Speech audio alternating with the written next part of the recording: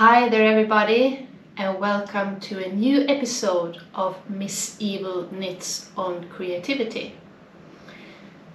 Before I start, I want to say thank you for the beautiful reception my first two episodes has gotten. Really lovely comments. I really appreciate them. It feels worth the job it is to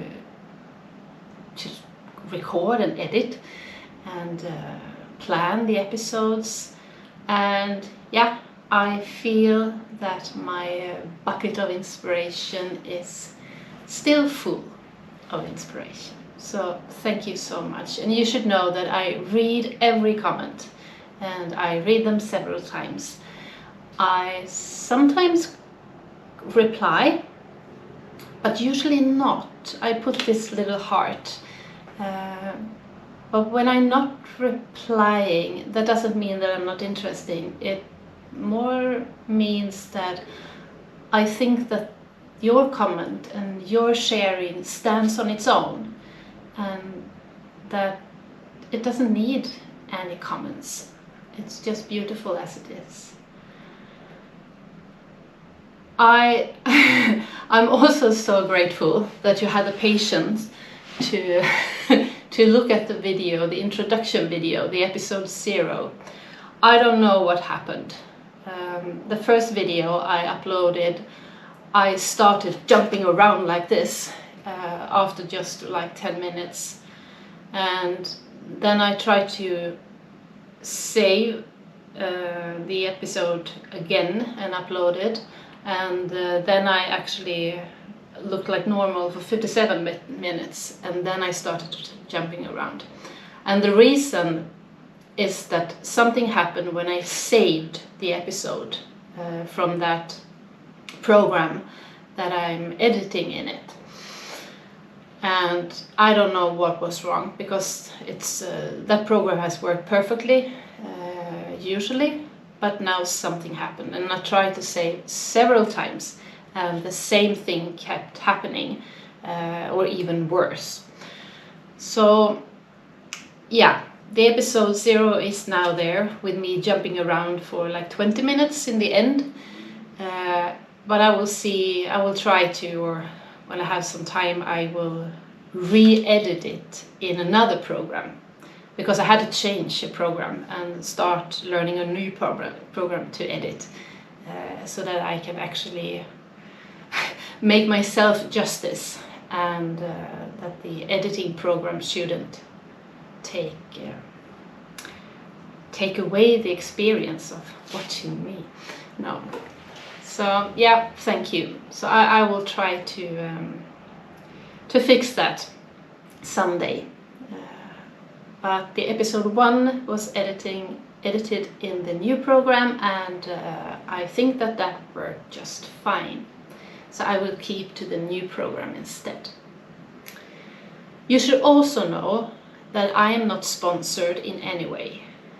And if you see that I'm showing yarns or patterns here, that's things that I bought. And if you see advertising or something in the beginning or in the middle or in the end of these YouTube podcasts, that's nothing that I am profiting on. So that's something that YouTube puts there. I don't know if they put anything there, but you should know that I don't get any profit on doing these podcasts.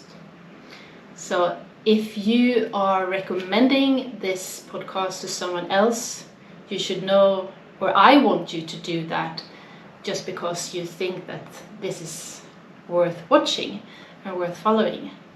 And I am not interested in having a lot of subscribers because that will profit me. I am interested in having people following me because they want to watch me and think that I have something to say. Okay, then a new episode. And Today we will talk about a design of mine that hangs here that is called Östan. I will come to that one later. And my best tip today will be about summer and knitting, with my own twist, of course, on that. But we will start with today's theme. And that is a continuing from the last week, or the last episode, where we started exploring who am I as a knitter. And last episode we explored that from the question, why do I knit? And we analyzed the why from where do I knit, when do I knit, with whom do I knit, and to whom do I knit. And just explored what does those questions say about me as a knitter. And I'm really happy that you wanted to share your thoughts of who am I as a knitter and why do I knit with me in the comments. And the conclusion I can draw from this is that we are so different. That is not like just a single typical knitter that fits in a frame, because we are all so different. And trying to squeeze us into this frame on how you are supposed to be as a knitter, that doesn't work. But sometimes I can feel that the community is quite narrow. But after reading your comments, I can see that it's everything from being creative, handling stress or depression, and knitting for yourself, to wear the garment, or knitting just for the process. And I'm so happy that knitting can have so many purposes.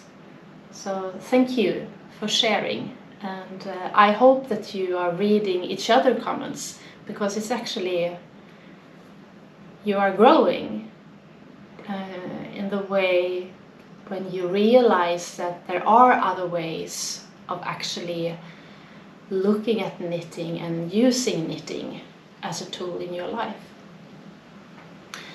So today we are going to ask ourselves the question, how do I knit? And when it comes to the how, I see it that it has to do with choices. What choices do I make? And why do I make those choices? Because I can choose what I want to do, or what I am doing, and I can also choose what not to do. And I used to say that the meaning with life is to choose, and that the choices you make should be conscious. You should be aware of the choices you make and why you make them, and take responsibilities for your own choices. Because I don't want to, at the end of my life, looking back on my life and realizing that other people have made my choices, that I haven't made my own choices. I've been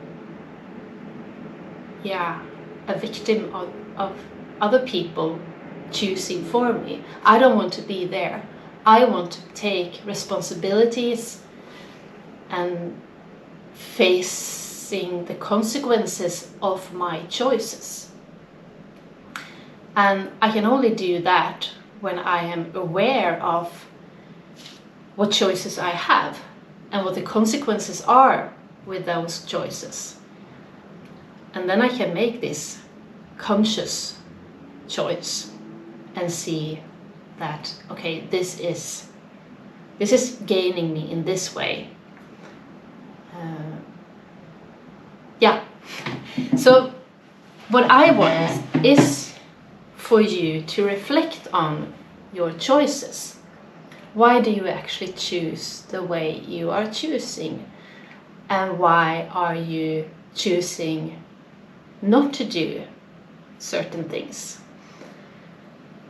Are that because of lack of knowledge? Is that because of fear? Or is that because that you didn't even know that you had that choice?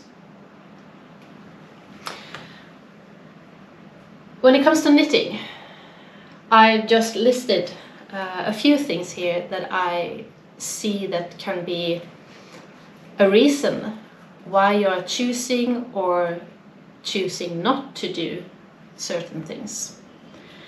First, we have the difficult word ergonomy. And what I mean with that is that it could be that you physically cannot do something, that your body is preventing you from doing things, and that is difficult to choose otherwise if you cannot do it. But maybe you can find ways to work around something and still be able to. But the physical, your body, and the ergonomy is things that can affect your choices. What also can affect your choices is your knowledge about different knitting techniques. When it comes to cast-ons, bind-offs, knitting, purling, cabling, and all these kind of things. If you're lacking these different techniques, then you automatically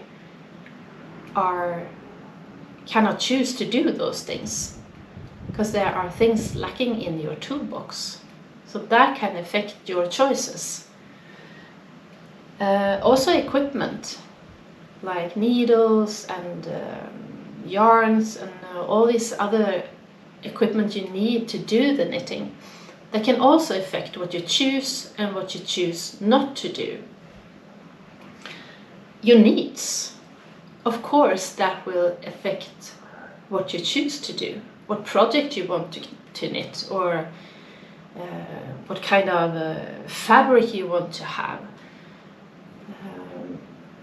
And sometimes these needs could be like what you really need, but there can also be needs that you think that you have because everyone else seems to have those needs. So I think that I have that as well.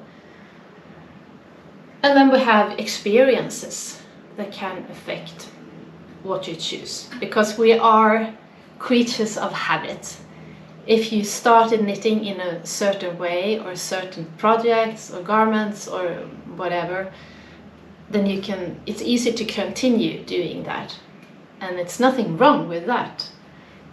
I just mean that you should be aware of why you make those choices. So, as an introduction, we are now going to just explore these things a little bit more, just to be aware of why I make the choices I make, and how I can actually make me a larger toolbox, or maybe not a larger toolbox, but get more tools to put in my toolbox, so that when I make the choices, I actually have more choices to pick from. So I can make choices more based on what I actually want or need, and not based on my limitations, and that I have to choose what is left and available.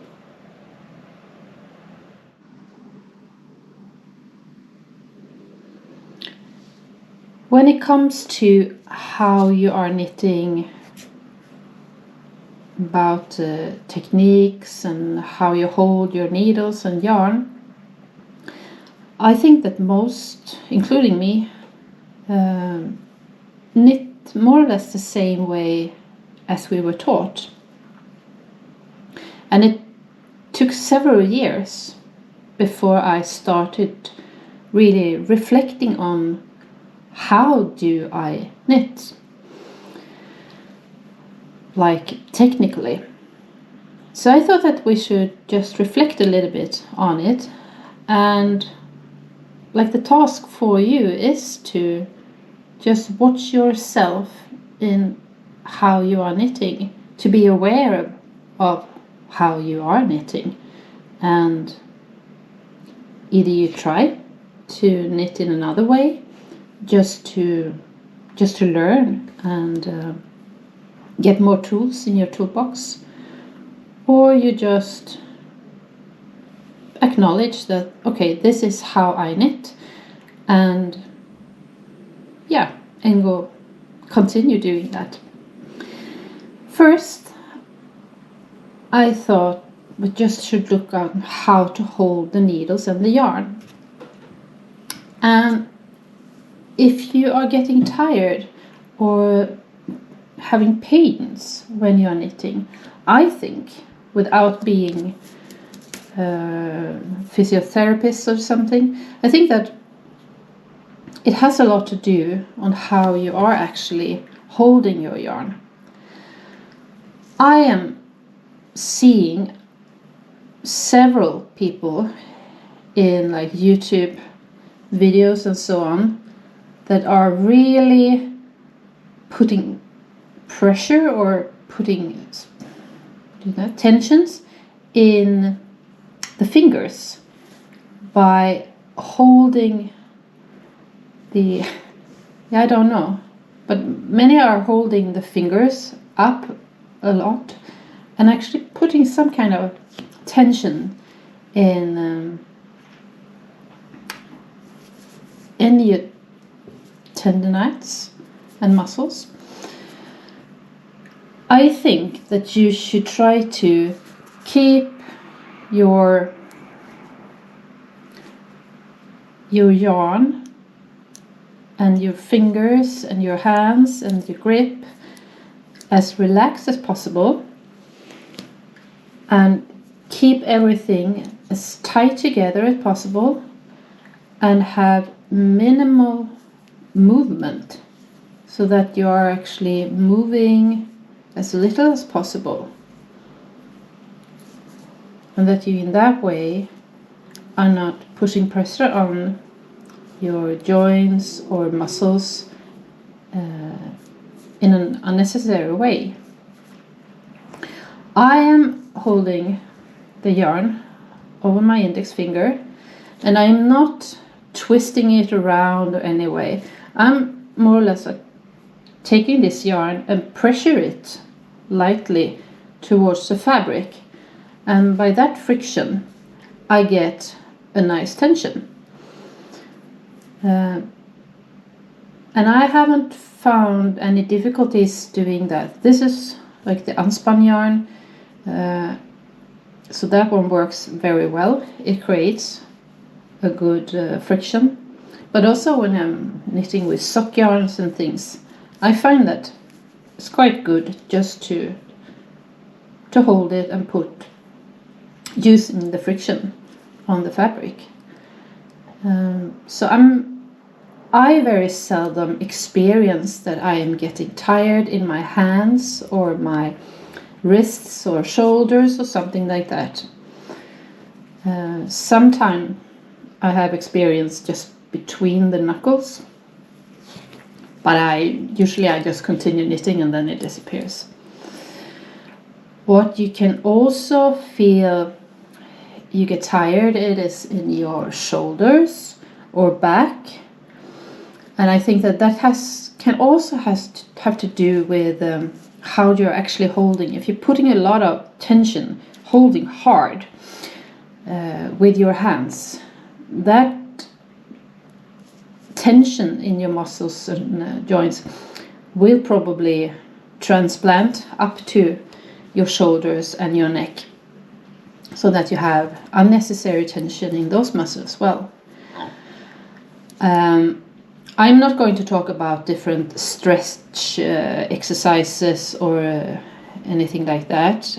There are some podcasts that gives very good examples and advice on that. If you are a Swedish viewer, there is the podcast Podden Garnkärlek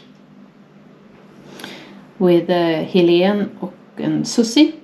And they have in one of the episodes actually a physiotherapist that are showing a lot of really good stretch exercises to stretch the body. And there's also a Swedish podcast that is called Handmade by Hindrikes. And in one of her early episodes, she is having a short yoga session for knitters. And that is also very good, just to stretch out your joints and muscles. But I'm not going to show you anything about that. What I'm going to do is to just make you aware on how you are actually holding the needles, holding the yarn, and if you are putting any unnecessary tension in your muscles and joints. So if you're holding, if you just feel up your arm or having someone else feel, and then try to just put a lot of tension in your hand and then feel, how does that feel? And then relax, and how does that feel? And especially when it comes to like the joints, can you feel the difference? Does it cause any pain when you're actually putting some pressure? And then see, how can I hold to actually knit as relaxed as possible without being so relaxed so you're actually dropping your work. So yeah, try to study and reflect on how you are knitting and how that feels. If you're just trying to hold the needles and the thread in different ways, how does that affect perhaps your gauge, but especially your body? Because I think it's better to have a body that can actually last through all your knitting than to have the perfect gauge. So it's better to have a loose gauge than a hard body, or whatever you can say. So that's the first thing I want you to just reflect on, the ergonomy or ergonomics. Yeah, how your body feels and how you can help it to last longer. The other thing that we should talk a little bit about, it is actually how you are knitting, like technically. And I would just knit backwards a little bit, because as I said, I think that you more or less stay with the techniques that you learned for the first time, and maybe you just, yeah, that's what maybe you think that that's the only way of doing things, and don't try to do it in another way because you don't know that other ways exist. And that was pretty much me before I started this podcast, and kind of forced myself to explore other way of knitting. And also when I watched YouTube clips and I saw that, okay, people are actually knitting in other ways. It's not a totally different ways, but it is some details in a way. The main thing I think you've seen, it is that if you are holding your yarn in the left or on the right hand, it's like the continental or European or the British or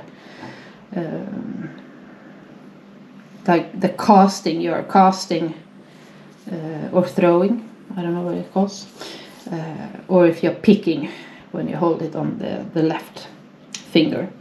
So that is different techniques, but I hold my yarn on the left hand, and I haven't learned to do this in another way, so I will not explore any further.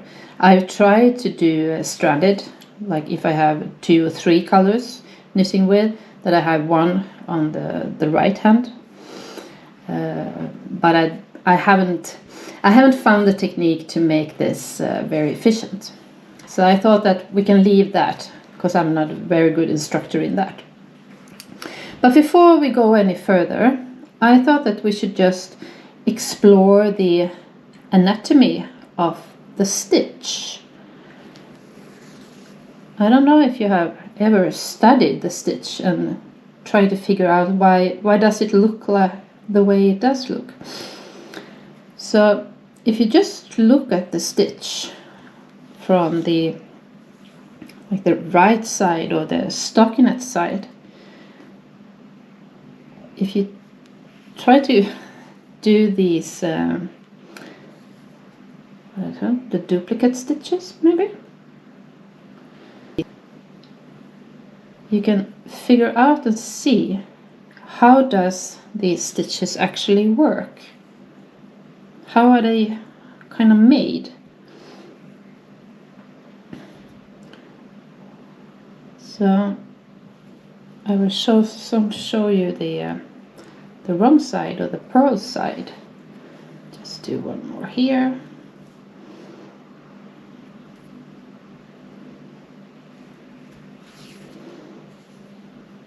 So I think that just doing these duplicate stitch, it's a way of helping you to understand what the stitches look like. And here you have the knit side, and they are flat, and it's because you're coming up, you're going under, and then coming down and going under. And what is going on the under, it's like the purl side. Oh, it doesn't show that good, but you can see here, maybe here we have the purl bumps coming, and also here we have like the purl bumps. And as you can see, because I have here those white stitches, and the purls bumps, they are not here on the other side of the white stitches. They are like up here. So this bump belongs to the stitch up here, and this bump belongs to the stitch down here. And that's the reason why you probably seen that on the purl side, when you're shifting colors, that it's not like this even line. It's like it's opposite, so it doesn't make this nice even line. But it's also a way that you can use this when you're doing, for example, they're using it in this bohusstickning, that are actually using this effect that you have, not this. Oh, this was difficult to explain. Why did I even go in there?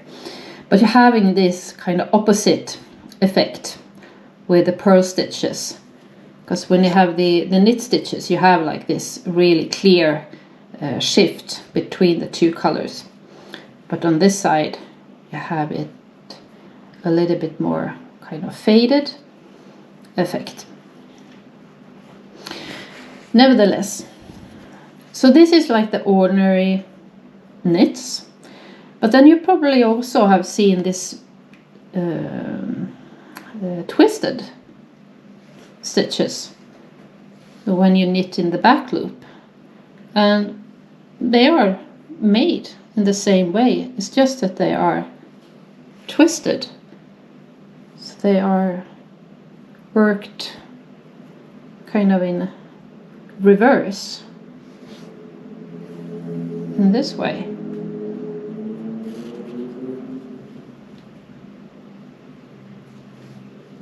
And that also means that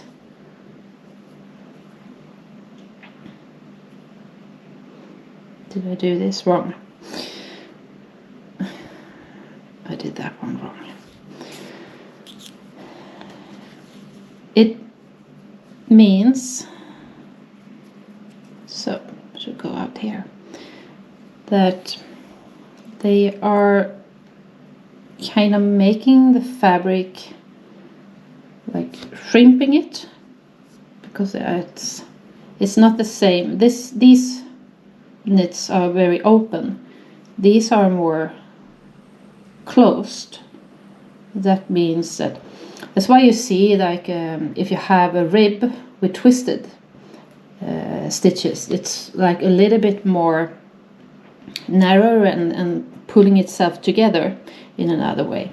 So here you can see how you have the twisted stitches, but when you look on the other side, you can see that the purl bumps, they look the same.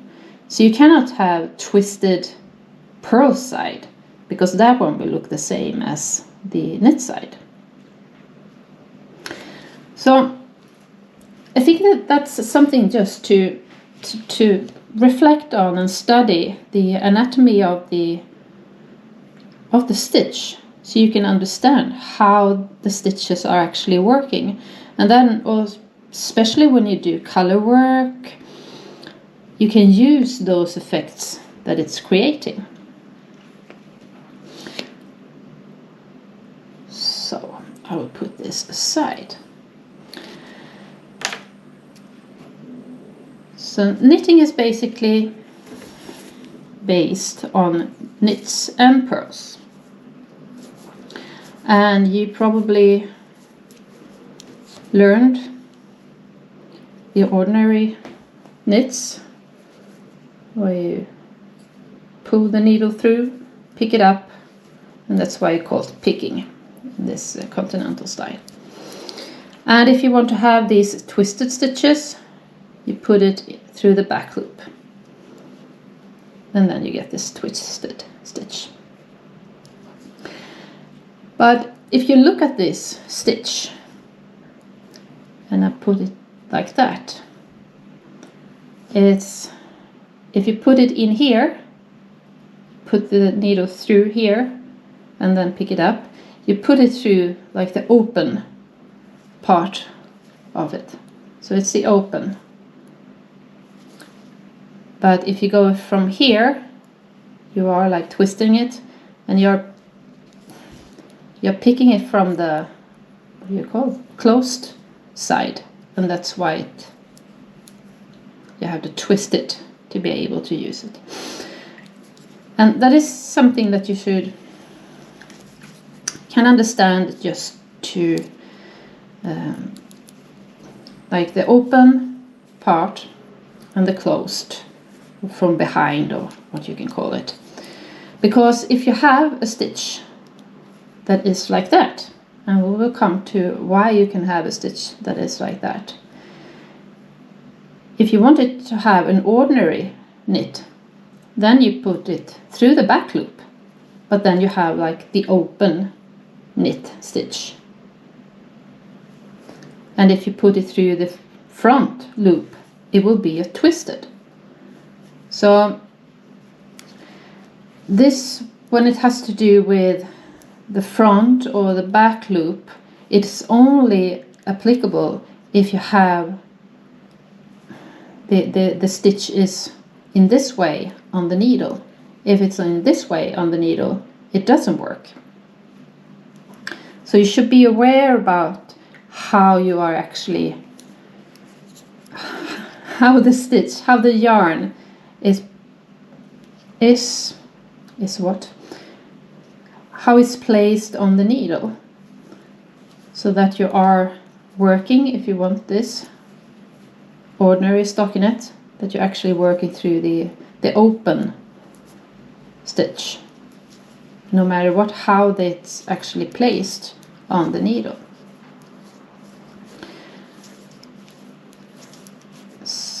I knit to the end. And you can see here that I am holding the yarn very close to the project. And that also a way, I think I've always done that, but especially when I knit with unspun yarn, it's easier if you have it very close, because then the yarn is very strong. When it comes to the pearls, there are many different ways to do these pearls. And the way I was learned to do it is in this way. Like that. So I have the yarn in front of the needle. I pull through from the right, and then I twist or pick up the yarn and pull it through. So that's the way I have been learned. But then you can also do the same techniques, but instead of going around, you like push the yarn down with your index finger and do it like that. I think this is for me a better way to do it in unspun yarn, because when I do like this, it feels like I need to tighten it, and if you have unspun and start to pulling it, it's easy that it breaks. There's another way of doing the pearls that is called the Norwegian pearl, or I've heard it called the Norwegian. It is that so you don't have to put the yarn in front of the needle, you keep it behind the needle, and then you work pretty much the same as the first pearl I showed you in that way, but you don't put the yarn in front of the needle. So this is another way of doing it. I think this one is forcing you to move your hands much more and move the needles much more. But in some situations, this could be a good way of doing it, especially if you are knitting or purling with two colors. So you don't have to try to put one of them in front of the needle. So then I find this technique better to use. So, and then we have the Russian pearl that I at least have heard that it's called the Russian pearl. And then you are actually picking the yarn from like the other side. So instead of picking it from above and then going around, you are pushing it through the loop in this way. So like going from in the other direction. I don't know what you call it. And this is my favorite if I'm doing like stockinette back and forth or garter stitch in the round. So that is my favorite way of doing it. So very little movement and very quick, and for me it's making a very nice tension, or like the gauge is very even. But if you're using the Russian pearls, what you should know is then the stitches will be in this way. It means that when I knit, I want it to have like this. I don't want to have twisted stitches. I knit through the back loop, and that's the way you get these stockinette fabric. So I knit through like the open part. If I knit in that direction, it will be a twisted stitch.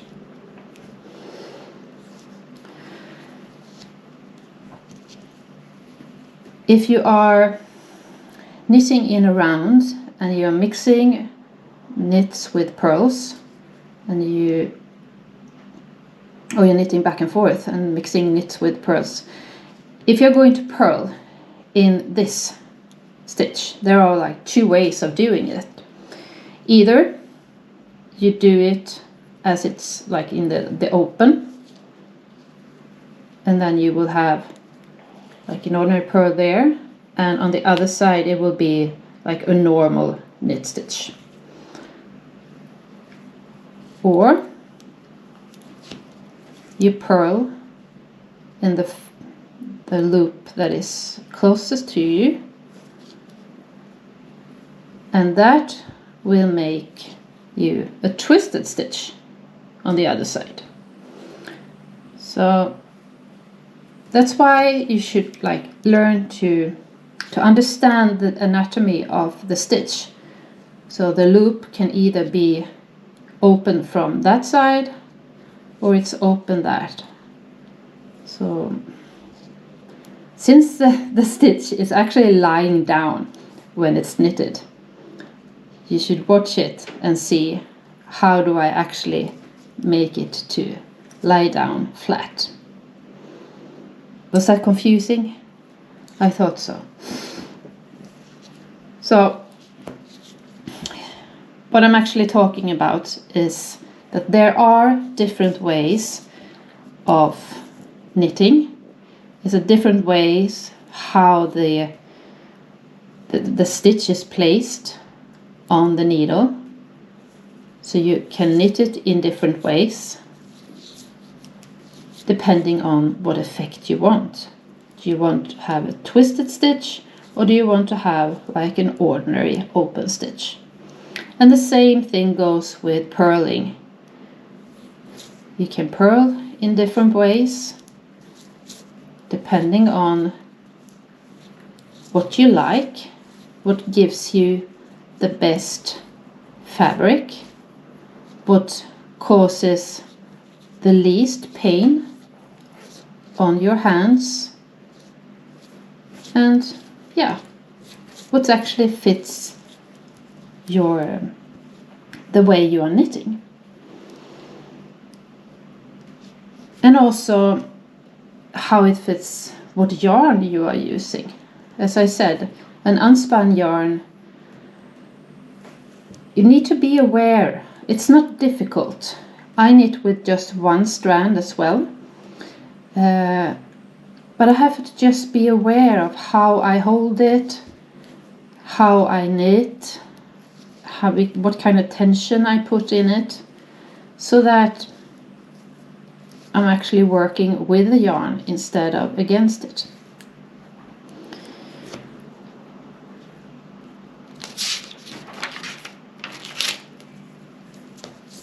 So now I choose to do some knitting backwards. That's also a technique. Now that one broke.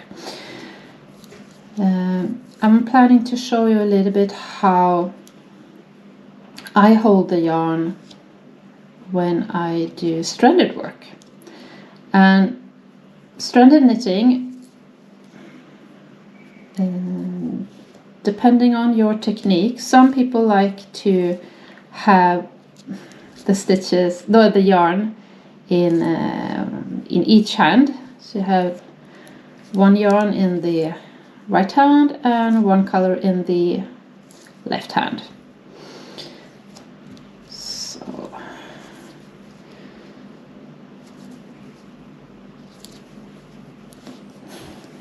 yeah, this is the way I work backwards. So I hold my yarn in the same, both yarns in the left hand, and I put my long finger between them, and then I have them on the index finger. If you see here what it looks like, and I am not twisting them around the fingers or something. I'm just holding it like this, the same way as when I knit ordinary. So this is how I'm separating. I have tried these little garb things that you are putting on your fingers that helps you to separate the yarn, but I don't really like them. So I'm working like this, and the yarn that I have close to me, this one, that's the one that is a contrast color, because when it's held there close to me, it will like pop out a little bit more because it's like pushed towards the front. So I have the contrast color here and the main color here. So this is how I work when I'm doing the stranded knitting, and I hold it. And that's the way I found the most efficient way of actually holding the yarn. For me, this is the fastest way for me knitting, because I don't have to think. I'm just working back and forth. I have tried in the beginning when I learned to knit with 2 colors. I had one in each hand, but I found that that was taking too much time to have a good result. So this is giving me a very good result, and it's fast, and I don't have to think that much about it. Well, I hope that wasn't too confusing. I don't really know what I was talking about sometimes. But what I wanted to show is that how you hold the yarn, how you hold the needles, how you make a nice or good yarn tension. Maybe that is not limiting you in what kind of project you should choose, but it can cause you to have to limit how much you knit, because if you're holding it in a way that actually causes tensions on your body and makes you tired, then you will perhaps don't want to knit certain projects because you're getting tired. Either if you don't want to knit with really thin needles, or you don't want to knit with really thick needles. And I think that you cannot use exactly the same techniques for all needles and for all yarn. You have to have those tools that you can actually vary your technique depending on what yarns, what size of needles and so on that you are using. So reflecting and trying out different ways of actually doing the knitting, I think that's good for you, and it's good for your body, and it also helps you to increase your different alternatives that you have to choose from. And that same goes with these, to be able to understand the stitch, because when I found out that there are many different ways that you can do your pearls, that was a new world that was opened. And I use one way of purling when I do, for example, just this back and forth stockinette or in the round garter stitch, and I use another purl when I do like lace, or a third purl when I do color work with pearls. So that means that I also have more options, more alternative to choose from, that actually can increase my the different choices I can make. And the same way goes with doing stranded work. That actually, by feeling very safe and confident in the way of holding 2 strands, then I can also quite easily add a 3rd strand to having these a color work with 3 colors on the same row. So that's also making it that I don't have to choose not to make those projects just because it's 3 colors. I know that I can handle that, even if it will take a little bit more time. But I'm not limiting myself to only do things with 2 colors in the stranded knitting. There are also things that you can continue exploring, and it has to do with how you do the increases, the decreases, the edges, the cast on, the bind off, all these different techniques that you shouldn't limit yourself to just using one way of doing cast on or bind off. You can do that, but learn all the others as well, because then you can actually choose. Then you are not limiting yourself to just only using one. So to having these choices, then you can actually make your choice.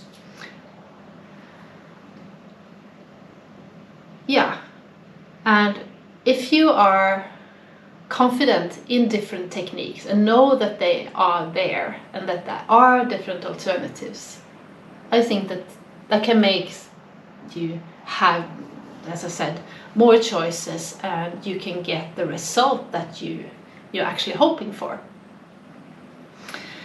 Other things that affect it is the way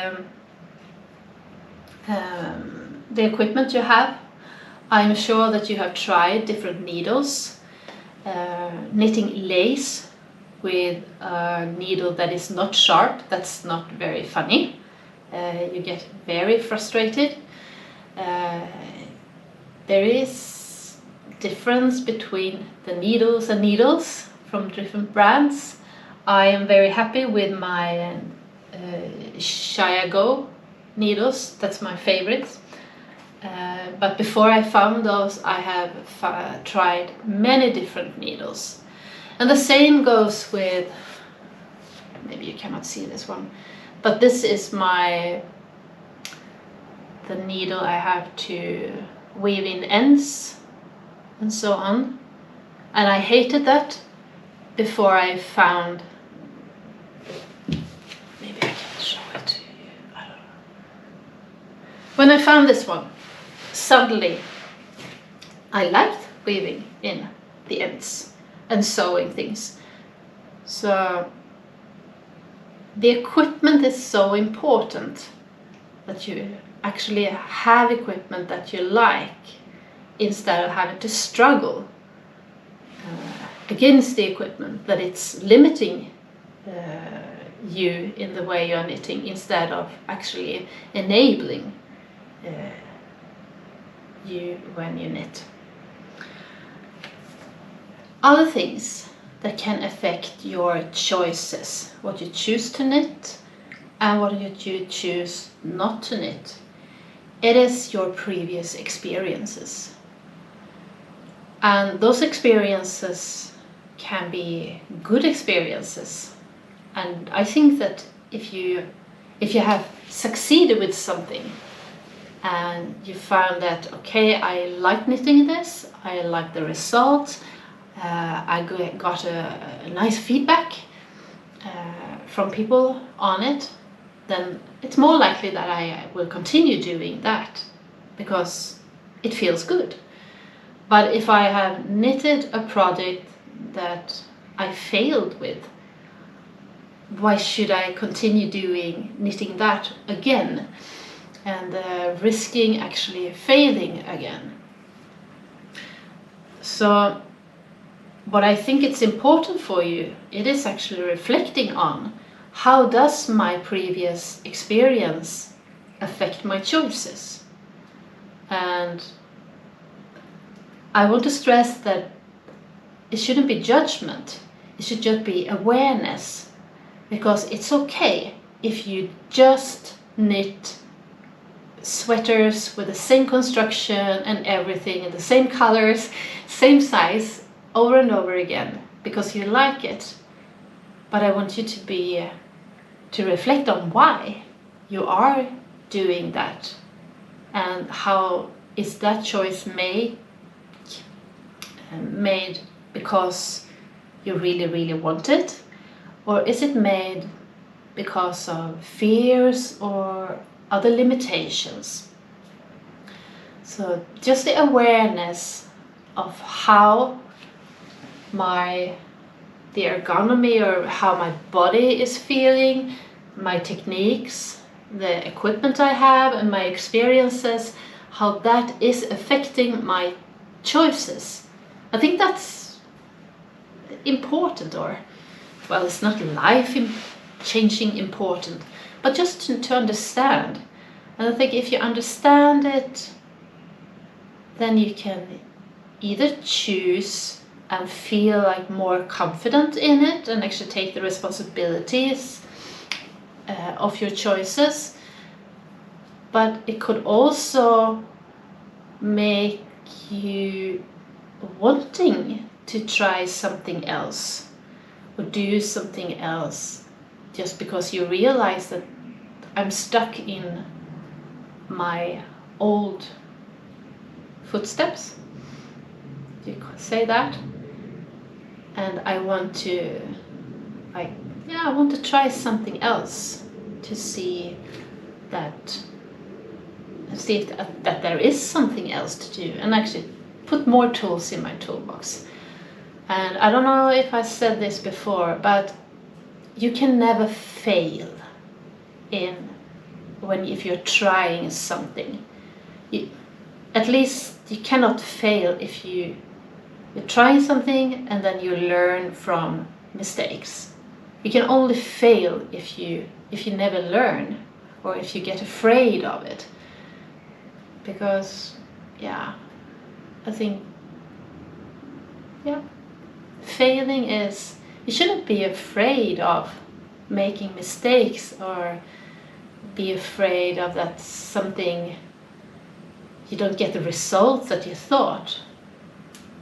Because learning is such, I think it's such an important part of the process.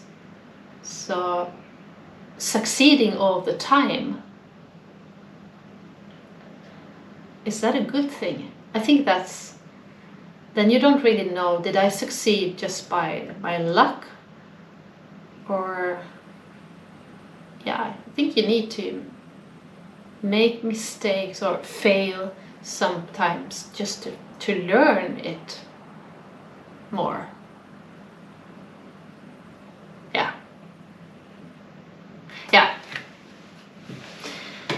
When it comes to choices that are based on my needs, then I see that, okay, the needs doesn't have to be a garment that you'd actually need to wear or to give away or something. The needs can be a little bit what we talked about last episode as well, that I need to try this technique, when I need to try this construction. That is also a way of needing something. And it's also a question you can ask yourself when you are choosing to knit something do I need it, and in what way do I need this? Is it because I need a warm sweater to wear, or is it because I want to test something, or I need something to de-stress, or I need something to just keep me busy on a journey or something? So what is the need that is behind this? And I sometimes limit myself when it comes to needs. And how should I explain this? Because, well, take the example, I need something to wear on my head, and usually the answer to that is a hat or a beanie. But I want to explore, is there other ways or other garments or solutions that can still fill that need, but isn't the typical hat or beanie? So that is something that I want to explore a little bit more. The choices can also, when you have, like, you make a choice and you have reflected on why I make this choice, then I think there are still a little bit more reasons or reasons why you make these choices. And I think some people, they make a choice based on the sense. Like, I need this. I need a hat because I'm cold on my head. Or they like, okay, this is things I need. Some people make the choice based on sensibility. You see this Jane Austen, Sense and Sensibility? Like, you have the feeling and you have the inspiration, you want to do these things, you see yourself sitting there knitting on the beach, you want to have, you're basing your choice more on the feeling or the sensibility that you want to sense. So either the choice makes sense, or it can fulfill a sensibility that you have, like you want to feel something. You can also make the choices that you're planning ahead, like in December I will knit a lot of mittens because I need to give that away as Christmas gifts. That you're actually planning ahead. For the summer I want to have these t-shirts, so I will knit it during the spring. So you're planning, and that means that I need to buy the yarn, I need to make sure that I have the needles, and so on and so on. Or you can have choices that just are made in the moment, like right now I want to knit this, right now I want to knit socks, because not because I need it, but because I want it. And why do I talk about this? It is also a way for you to know, understand yourself. How do I make my choices? So, do I make them like in the moment, or am I the kind of person that plans ahead? And as I said before, no judgment in it, and you probably experience both ways. And for some of you, like just knitting and making the choice in the moment is what gives you the enjoyment, the lust, the making you find your knitting mojo. And for some others it is like that you have actually planned, that you can see it in front. You have a plan for it, and you buy the yarn, and you have like you have a process that you can actually see in front of you. That is what gives you inspiration. And to be this getting this right feeling, to having the feeling of sitting in your hammock, knitting on a shawl or something, and having the feeling of summer, for example.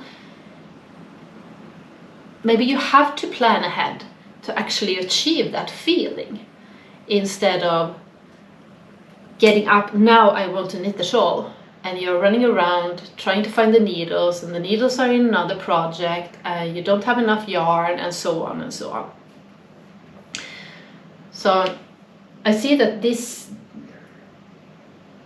they are the what do you call it?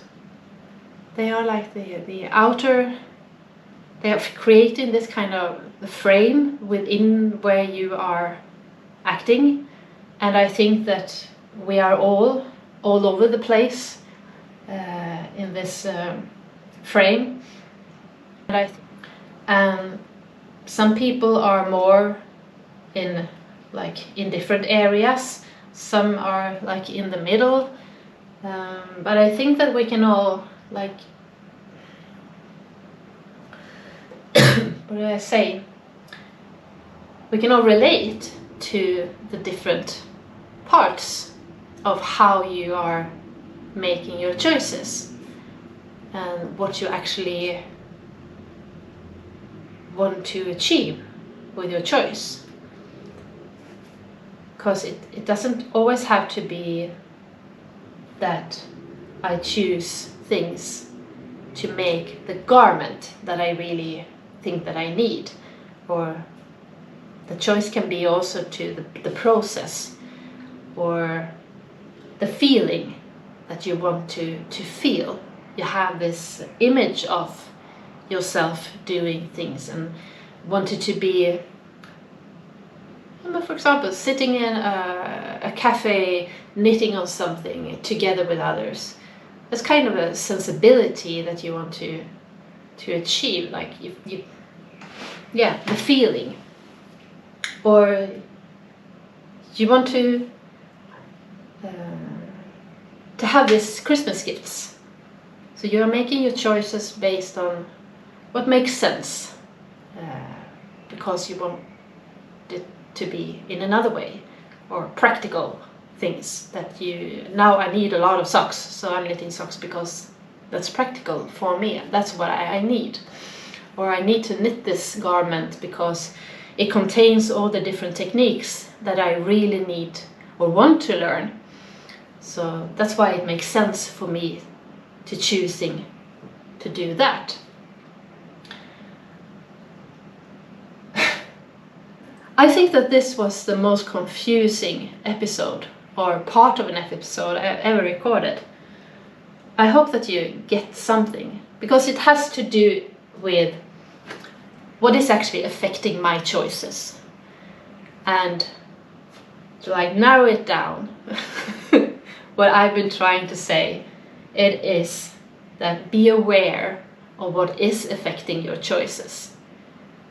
And take away all those effects or things that are limiting your choices, that are based on lack of knowledge or lack of techniques, and that are based on fears that maybe comes from earlier negative experience. So, and allow yourself, be kind to yourself when it comes to your choices, and maybe focus more on your needs. And those needs can be either like in a more practical that makes sense, or a sensibility or feeling, or you can also make choices that makes you happy when they're made like in the moment, so just follow an idea that you get. Or it could be that you're actually planning ahead, because that gives you a more calmness, that you know that, okay, I can sit down here, start knitting, I have the yarn, I have the needles, I have the plan, I have the pattern and all these things. And that gives me, fulfill some of my needs, because that is what I need.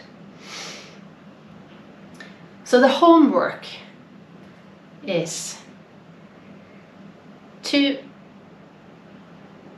every time you make a choice, reflect on what is affecting this choice. Why do I choose to do that? And why do I choose not to do something else?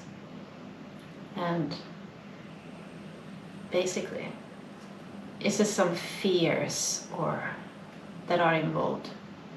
Because as I started in the introduction episode, I see creativity that have these three elements. The first is knowledge, to actually have enough knowledge, techniques to actually be able to be creative. And the second is this inspiration, the thought, the idea that comes, something that actually triggers my senses. And the third is courage, that throw myself out there, try it out and see what happens. I think that I should stop there. Sorry for the making things complicated and confusing, but I hope that you got what I was trying to say. And that concludes this question. Who am I as a knitter?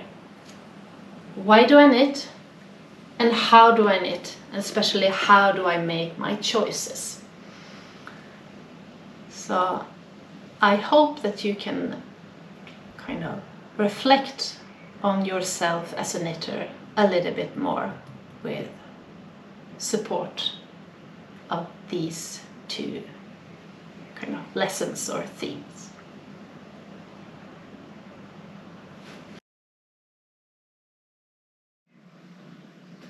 Hi again, and welcome to this part of the episode where I show some of my own designs.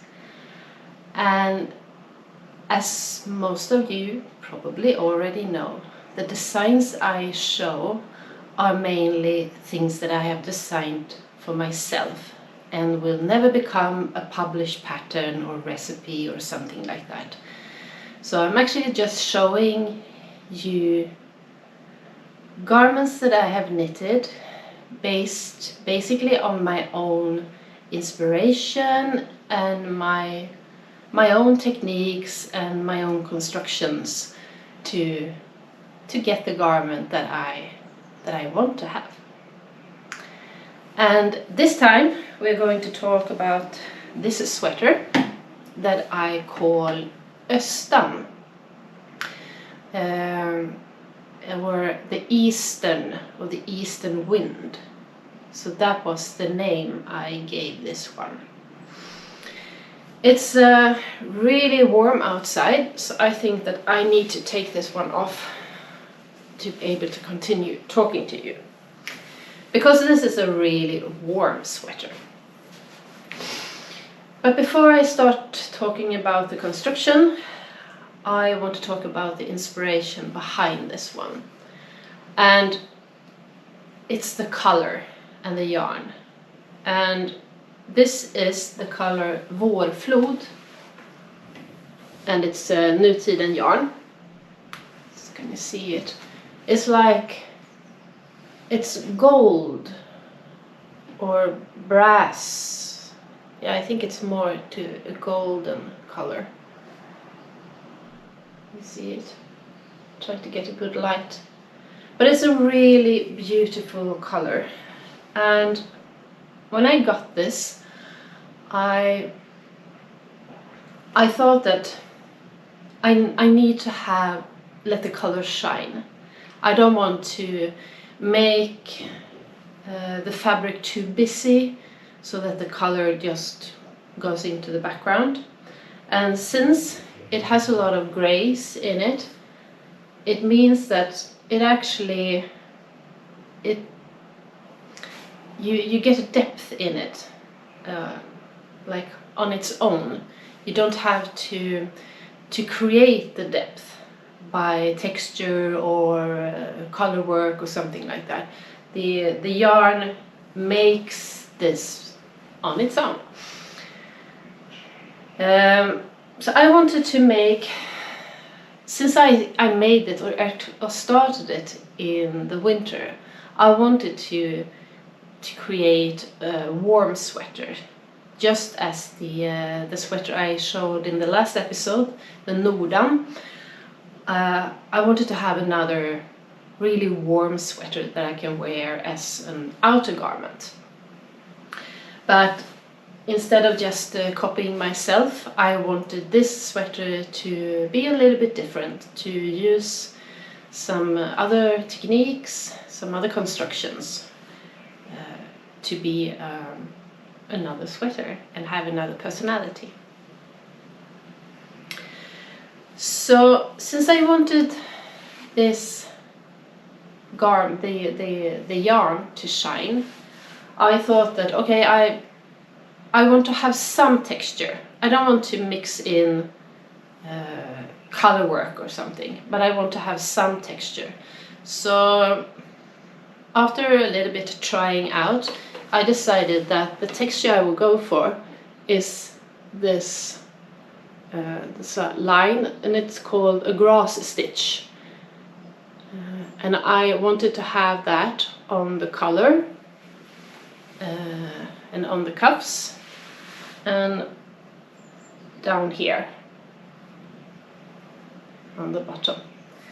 And this is something I recommend you to mirror the neck and the colors and the bottom, so that you have the same construction or texture. Or so if you have like a 1x1 rib, you should have that in all these 3 different places, or 2x2 rib, or some kind of just stockinette rolled up edge, or as me have the texture, so that you don't mix and have different, because that gives, if you have the same, it gives the garment a balance.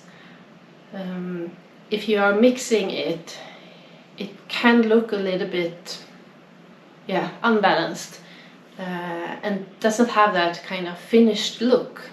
It's more like a random look of it, if you don't want it to have that kind of look. But like a basic rule is to have the same texture or the same construction, or what you want to call it, on all these 3 different places, or 4, since you usually have 2 arms. The other thick sweater I knitted, the Nordan, it had a raglan construction. So for this I wanted to do one of the other of my favorite constructions, and that's the continuous sleeve.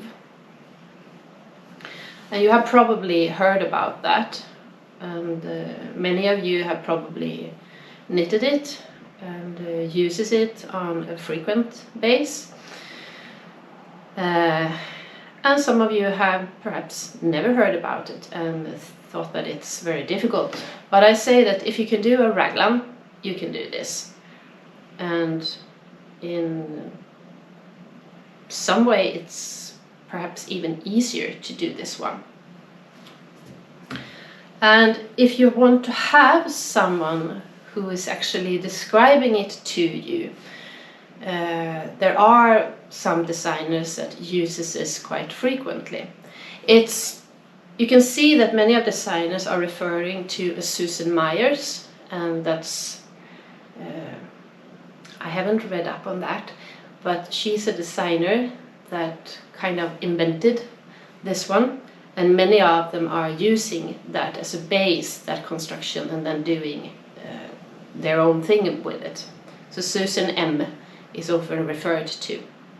But other designers that are using it that I like, it is Albina McLaughlin, I think.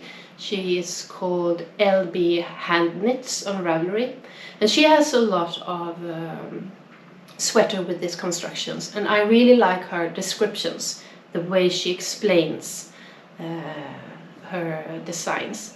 And I know that at least there are 2 sweaters, because I have those patterns. It's the Fisherman's Muse, and it's also a sweater called Versal. And those 2 have this construction. And also we have Anke Strick is using it, and I think also Heidi Kermeyer is using it. So if you're on Ravelry, you can just like click in that little the continuous sleeve, and then you see all these done kind of different designs and different patterns if you want to have something to hold your hand. But I can recommend LB hand knits because I think that she is describing this very well. And it's also, if you're knitting in Nutiden, both those sweaters are designed for or in Nutiden, so you can get some help there. But basically what it's all about is that this is of course a top-down sweater, and if you can see here, I'll try to, what you do is that you choose how wide this kind of shoulder, or many call this a saddle shoulder, but I think that that is actually something that you do in another way. But this kind of shoulder, if you want to have it a thin one, there are many construction, or if you wanted to have it as a wide one. But I wouldn't recommend to have it too wide, so it goes like below your shoulder, because then it could look a little bit strange, perhaps. So I have chosen for how many stitches? 1, 2, 3, 4, 5, 6 or 7 stitches. See, can you see that? Yeah, there you see. So when it comes from the neck, oh, this was difficult. I just started as like an ordinary raglan, but I put markers here and here, and then I start increasing on every round on the outside of these markers. So you see here how I increases, and the numbers on the shoulders remain the same. So I decrease, and I do that until, because here I need to try it on for the best fit, until I reach like the highest point of my shoulder. If I want the shoulder to be a little bigger, like for this one, I would put it on later, and I can show you directly. But if you want to have it really fitted, a nice shoulder construction, then you like end when you have like the highest point of your shoulder. So not here when the shoulder starts tipping down, but on the highest point. If you want it to have a little bit more dropped shoulder, or you want to have it more roomy, then you continue a little bit more. But as you can see here, I haven't knitted this very long. And then you keep the markers that you have, but then you start increasing on the inside of the markers instead. And what's happening here is that I'm actually creating the arm. So initially the arm was just these stitches on the shoulder. So now you're getting more and more arm stitches. And then you continue doing that until it reaches. You have enough of arm stitches, and depending on the design you can end up here with doing some raglan increases and so on, but that's more for the designer to decide how it should be finished. So yeah, here you can see. So that's a basic construction with a continuous sleeve. And when it comes to fit, I think it fits similar to a raglan. And when it comes to if it's difficult to knit, and if you have to count a lot, or I think it's also similar to a raglan. So if you have knitted it once and hopefully followed or gotten support from a skilled designer and using their description, then it shouldn't be any difficulties to like continue doing it your own design. And it's the same as for a raglan. It doesn't really matter how thick your yarn is or the size of your needles, as long as you put enough or not too many stitches on your neck, and then you just continue. And also, as with a raglan, try it on when it to make sure that the shoulder is not too short or it's not too long, and that the arms are wide enough. I will, or at least I'm planning on having a special episode where the theme is different sweater constructions. So there I will a little bit more in depth discuss these different constructions. So the continuous sleeve construction I choose. So I wanted to highlight the color. So I didn't want to have a lot of, for my first thought was actually to have these grass stitches continuing down through the sweater, to having these lines. And if you're interested in these grass stitches, you can Google it on YouTube and find they are really, really easy to do. I also have on my Instagram, quite long ago, you have to go back a couple of months, but I have a little video tutorial there where I show you how it's done. So stockinette stitches and just highlighting some patterns or texture on the cuffs and the neckline and the bottom. So while I was sitting knitting it, I thought that, do I want to do anything else? Or should it be this less is more? And I was sitting in my couch, and then I'm watching my yarn stash, and then I started like trying to mix different colors and see how can I highlight this color even more. And my eyes kept on falling on the color, this blue color, that is also a Nutiden yarn, but it's called Omni or Omnia. Yeah, something like this.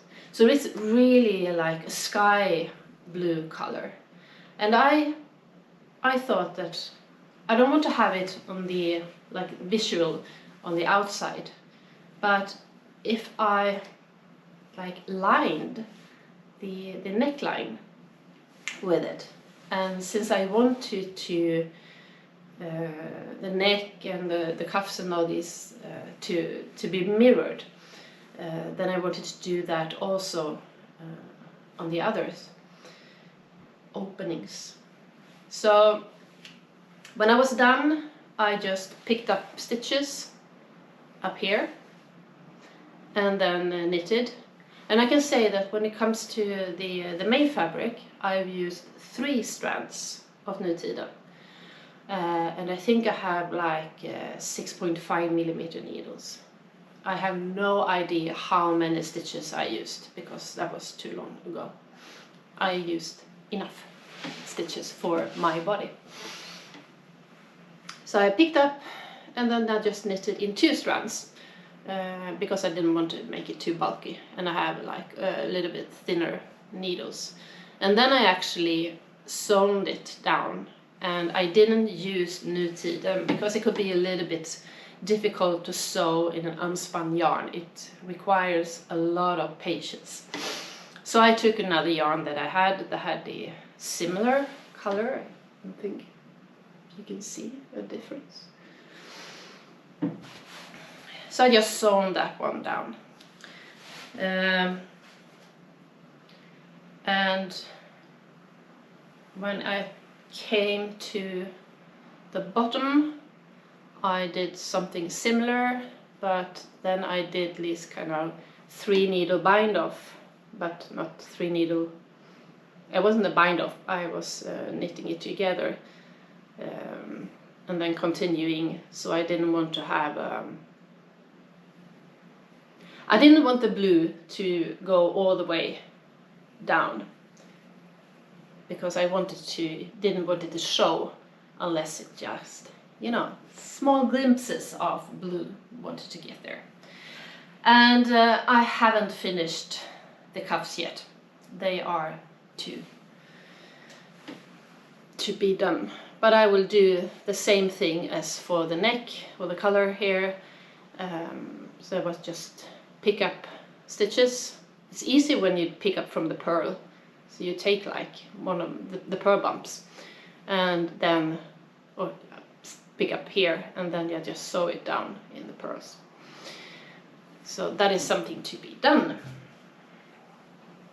So I will put it on again. Whew. It's a little bit warm. I think it's 25 degrees in here. It's a good summer.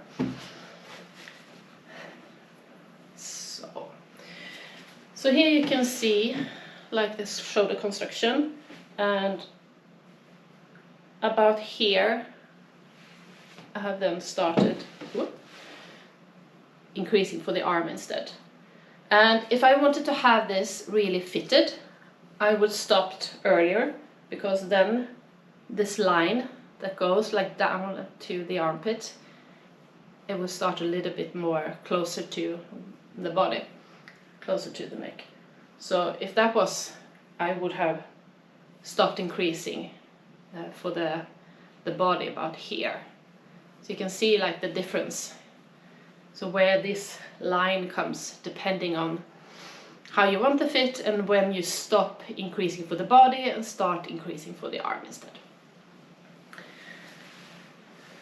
So I think that this continuous sleeve is a very nice construction.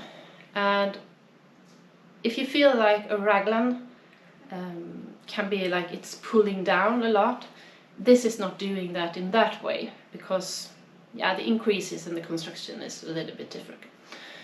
Sometimes I can feel that it's a little bit bulky here, but I think that you can do some modification, but I haven't really figured out what I should do.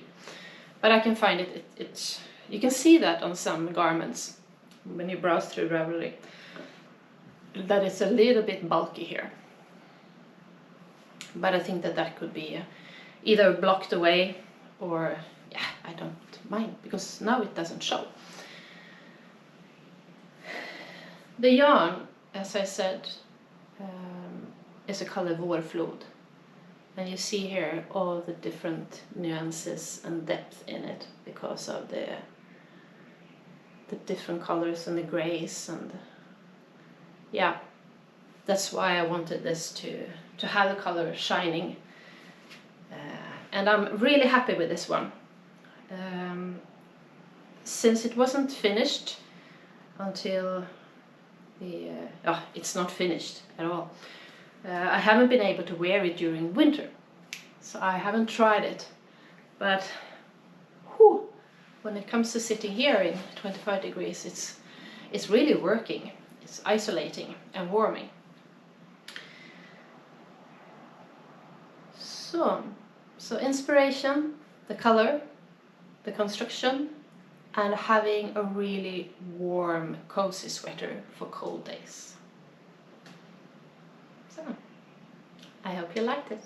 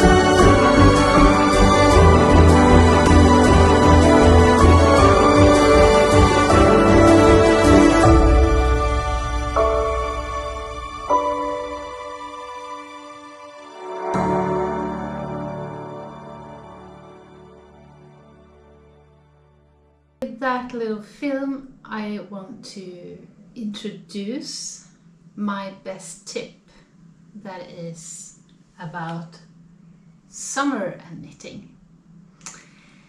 Every podcaster with some kind of self-respect must have an episode that talks about summer and knitting. Most of these episodes are usually about knitting things for summer and knitting things in yarn that are plant-based, for example linen and cotton or silk, and recommends different garments like t-shirts and tank tops and other things that are perfect to wear and knit during the summer. I'm not going to talk about that. So if you're interested in getting tips about nice summer garments, then I suggest that you watch another podcaster that talks about that. I'm going to talk about summer and knitting in my own way. And we start with what is so special about summer. And we start with the planet. And the reason why we have summer in the northern hemisphere, and of course also in the southern hemisphere, but why we right now have summer in the northern hemisphere is because of the axis that goes through the earth. It's tilting towards the sun during about 6 months, and then it's tilting the other way away from the sun, and that means that we have winter. And that is what's affecting why we have the different seasons and why we have summer right now. And if you're watching from the southern hemisphere, you have winter right now, but I hope that you can have some use of my tip during your summer, or maybe already. They are quite universal. So what is special with the summer? Yeah, first we can start with the light. Since the earth is tilting, or the northern hemisphere is tilting towards the sun, we have longer days and more light is coming in. And when you live up in the north, it's really obvious because we have so much longer days and it never really gets dark during the night. At least not now in the beginning of the end of June and beginning of July. Then it started to get a little bit darker. And when we come in August, then it's actually dark during the night, but not for so many hours. But it's light, much lighter during the day than it is during the day in the winters. Sorry. So the light.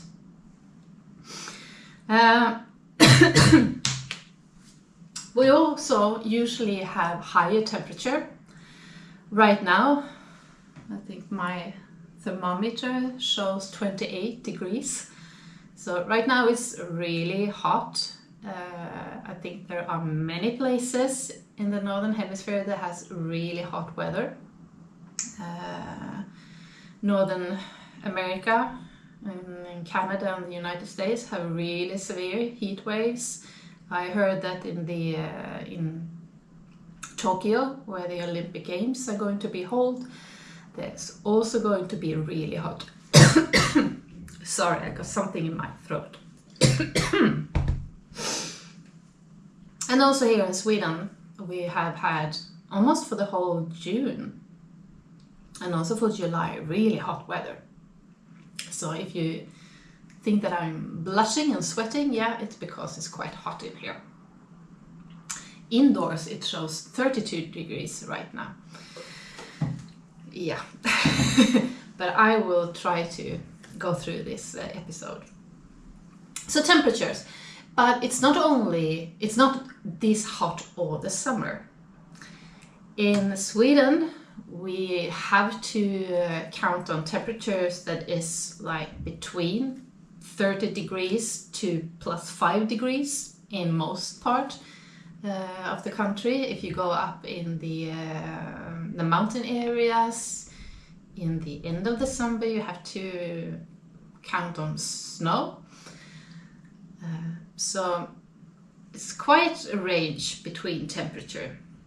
But when you think about summer, you usually think about the high temperature, because the low temperature you have the rest of the year. Also, the weather is usually nicer, of course warmer, but also more sun. It can be rain, and when it's raining, it's quite often these kind of heavy showers with thunder and lightning, so heavy showers. But it can also be like some summers there are this drizzling rain for days. So, but still, that kind of weather you have the rest of the year as well.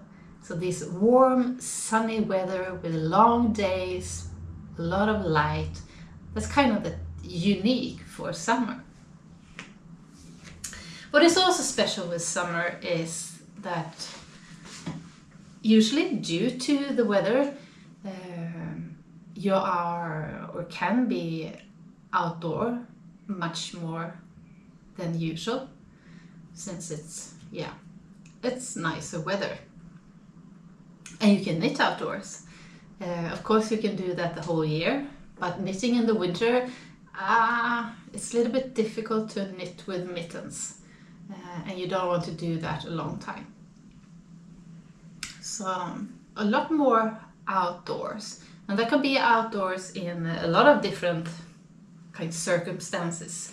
Sitting outdoors your home on the balcony or the porch, or on a cafe, being on the beach, being outdoors on a sailboat or kayak, or being outdoors hiking or other things. And that also means that you come in contact with the weather and the nature in another way. That can affect your knitting and of course your projects, your yarn and everything. Usually we also have a little bit longer vacation. I haven't started my vacation yet. When I am releasing this episode, that would be my last day working. So I'm really looking forward to having my vacation. But having a longer vacation, that also means that can affect your knitting. It gives you more time for knitting. Or maybe it gives you less time for knitting because you are planning other things that does not involve knitting. But vacation. And vacation and summer can also mean that you are traveling in different places. In the COVID situation, maybe not traveling abroad that much, but of course you can travel at home. So don't knit when you're driving, but otherwise if you sit at passenger or going by train or boat or other things, it's quite nice to have your project with you, because if there are any delays, it doesn't matter because you have your knitting. And traveling often, maybe there are some of you that are like just jumping on a train and coming back again, just for doing the traveling to get the time to knit. But usually you are coming in a new place, and that new place can also mean a lot of opportunities. Maybe some yarn stores, or visiting yarn producers, or meeting other people. So this is what I see is kind of the unique for summer. And if you compare it to the other seasons, there are more opportunities or special conditions for knitting. So then I'm going to talk a little bit how you can think about getting the most out of the summer and your knitting due to these conditions. And when we look at light, what I suggest when it comes to light, it is actually take a chance to knit in really dark yarn, because knitting in the black or dark gray yarn, especially like small project or small needles in the winter season, that's not really, you really have really good light to do that in a good way, at least when you are getting a little bit older.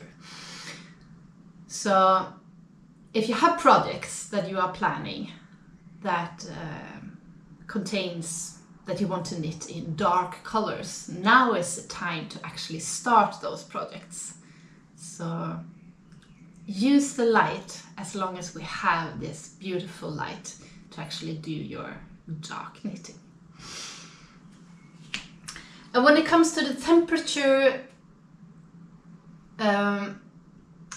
many don't want to knit in wool when it's warm. I can understand it. Knitting in wool can be like you feel it's like felting in your hands. I can experience that sometimes. It can also be a lot of, if you have a large project, it gets really warm having it in your lap.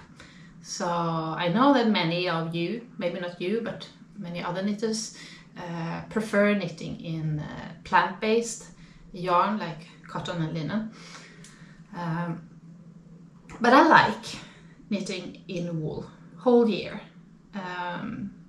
And as you saw in the little film in the beginning of this part of the episode, that was a really hot day. And I was knitting, you can see it here, the project I started. I was knitting in Untitled in wool, and that worked perfectly. I think if you just, I usually, when I feel like it's getting a little bit, my hands get clammy and the yarn start felting, I just go and wash my hands in cold water, and that kind of calms my hands and I can continue knitting. So I don't mind knitting with wool when it's really warm, and it's not that warm the whole summer, and in the evenings it's get a little bit colder or cooler at least. But otherwise, when it comes to temperature, if you still want to knit in wool, you can like find, I find it's easier to knit with a thinner spun wool. If you're like knitting in superwash treated wool, that's also so much easier because that doesn't felt in your hands at all. And then of course choose small projects, so you don't have to have all these cardigan or what you have, a blanket perhaps, in your lap, or knit garments that you knit in pieces and then sew together, because then you can take it, you don't have to have all these heavy and warm things in your lap. When it comes to weather, except from the heat, it could be rain, moist, wind, and sitting knitting when it's windy. I tried that several times at the balcony. That's not that funny. So they might have to think about the yarn, what kind of yarn you have. I don't recommend, if it's a windy day, I don't recommend kind of silk mohair and all this kind of fluffy yarn. Especially not if you have like the yarn on the floor, and then you're sitting in the chair knitting, so you have like quite a long yarn between the skein and you, and it starts just like blowing away. Then it's easier if you have a little bit more like compact yarn, that are following you, or actually having the yarn close to you, so it doesn't catch the wind that much. And also, most knitting or projects, they can stand rain and a shower, but think about having maybe some protecting. If you have a project bag and you have something that you think is a little bit sensitive, that you don't want it to get wet, maybe you should have kind of waterproof project bag, so don't risk getting it wet if you don't want to.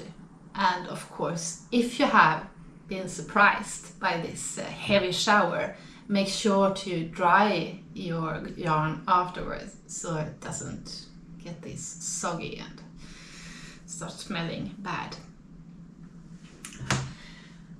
When it comes to outdoor, of course you are exposed to weather, but you're also exposed to kind of sand, moss, grass, pine cones, and yeah, nature. And I don't recommend, if you're going like out in the forest, going hiking, to bring your fluffy project, silk mohair and moss, especially these kind of a little bit drier moss. It's not really funny because it sticks and you have to spend your vacation picking out all these things from the skein. So also having a project that is, yeah, can handle being out in the elements of nature. Also that doesn't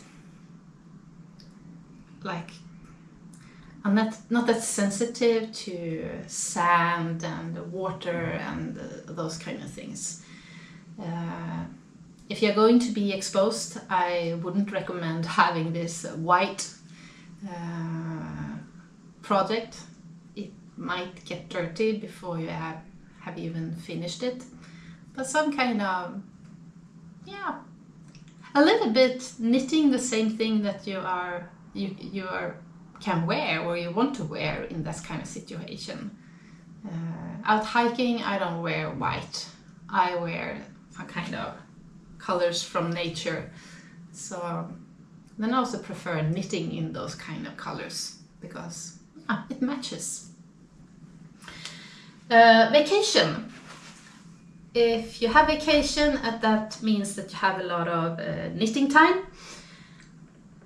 I would suggest that you actually take that opportunity to start a larger project, something that you need some time, and you need some time to actually focus on the project. Because if you are staying at home for a longer period, and you have time to knit in the morning or in the evening, and really can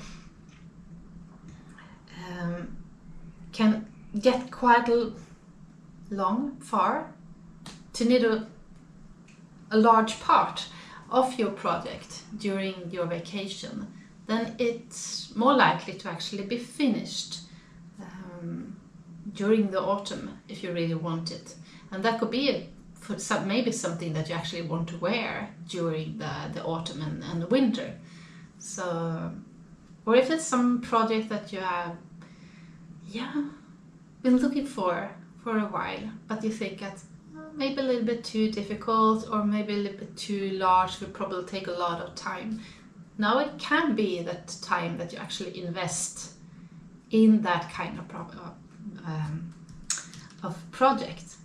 And well, if you shouldn't finish it and feels in the end of the summer, no, I don't want to finish it, then watch my last episode about UFOs. Then you don't have to finish it. But you probably had a really nice knitting that summer. Travel. I I wouldn't say that I travel a lot, but I usually go travel and hiking or kayaking during my vacation. That means that I am away from home. And that also gives this opportunity to actually have this time during traveling and being somewhere else. And of course you have the time to knit, but you should also choose projects that is easy to bring on when traveling. So maybe a little bit smaller projects. When I'm going hiking, I prefer having something that actually uses not too much yarn, because I have to put everything in my backpack, I have to carry it, so I don't want to carry too much, not too much in weight and not too much in volume. So like 100 gram or 150 gram of yarn, that's like what I can bring. And then I want it to last for long. So example, like sock or other knitting with thin yarn, thin needles, that is perfect for going away.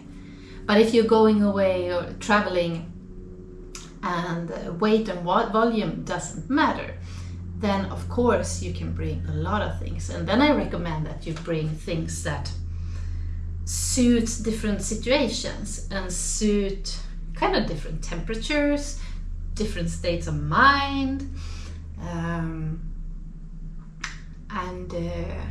In social media during the summer, there's always this question, how many projects should I bring? I will be away for a week. And I would say that the best answer is you should bring the number of days plus one of project. So if you're away for a week, bring 8. But the most important thing is to bring like a complete project so you actually can finish it. So you have enough needles, maybe some spare needles, you have enough of yarn, you have all these other utilities like needle or crochet hook or those kind of things that you can actually, that are quite crucial for the knitting, because it's really frustrating if you realize, okay, I forgot the needle, so I cannot knit the arms. My needle for the body is too short to magic loop the arms, so that is quite frustrating. So of course you can have a lot of different projects, but I think the most important is that make sure that the project you bring everything that it's connected to it. And maybe that the needles you're using on that project, when you finish, you can use that on the other project, so you don't have to bring too many needles, and you don't have to bring all your knitting corner and everything with you. So a little bit is things that you can be used for a lot of different situations. So my last part in this part will be to talk a little bit about my little loose plans. I haven't really planned what I am going to knit this summer, because as I talked about in my theme, what you are choosing to knit during the summer, it has also to do what you need or what feeling you want to feel. So it has to do with sense and sensibility as well. Sense, what makes sense for you during this summer? What do you need? Or what kind of feeling or sensation do you actually want to experience? What is the situation of knitting that you want to remember? And also, have you already planned your projects? Like if you're going away, it's a good thing to plan your projects so you actually can be spontaneous and be in the moment. Or are you just picking something that you see like, okay, this is what I want to knit right now, or this is a pattern I found, or this is a knit along that I really want to follow and I have the yarn. Maybe you are the one that is just going with the flow, knitting what comes to mind and in the moment. My a little bit loose plans for the summer is that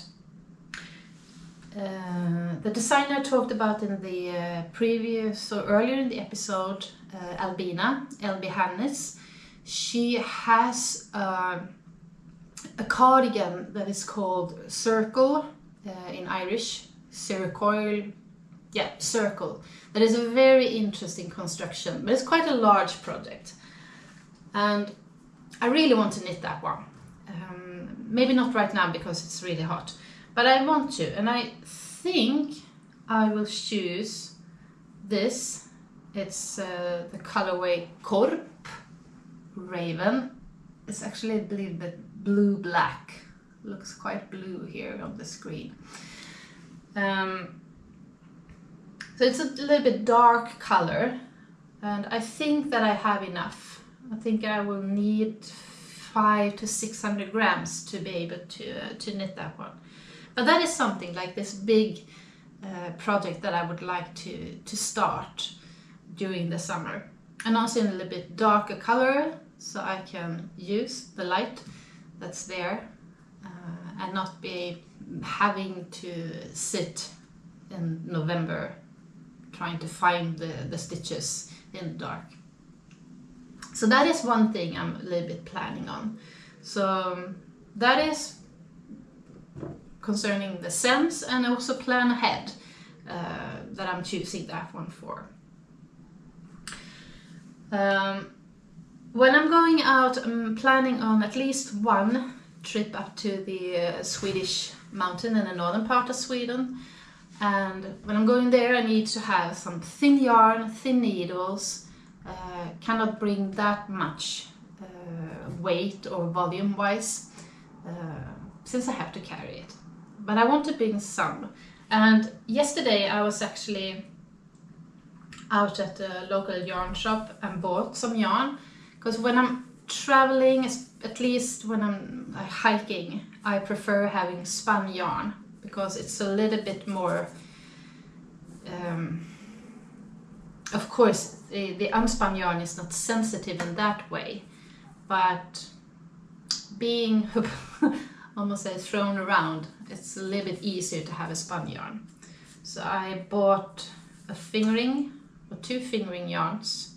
This is the Loft from Brooklyn Tweed, and I also bought some Tucker wool and this lovely beige color.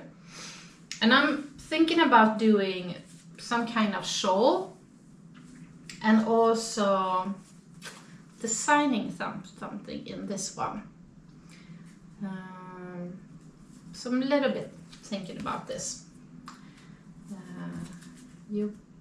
If what I'm deciding becomes what I'm hope that it will become, you will see it. Otherwise, you probably will not see it. So that is a little bit. So a shawl is also quite simple. If you make a lace shawl, it can become quite big, but still light. So you don't have to bring that much yarn. And if you have a fingering yarn, I think this one it's 50 gram and it's about 250 meters. So together this is about 500 meters. So that's quite good. Another thing that I think is very good to knit during the summer, it is this kind of things, the small projects for winter.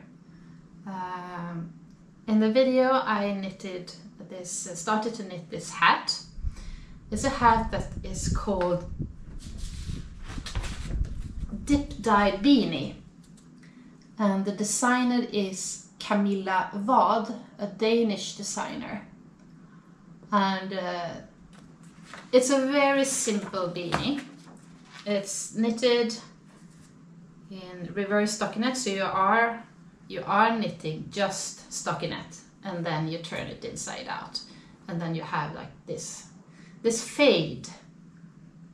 And I'm going to fade with 3 colors. It's oxalis, there's this a color called Vilgot, pink, and then this gray, I think it's Midvinter. So hats, mittens, and also socks for winter. I think that's quite good projects to knit during the summer. They are small, and what I think is that into the project I knit the warmth, the light, and everything with summer.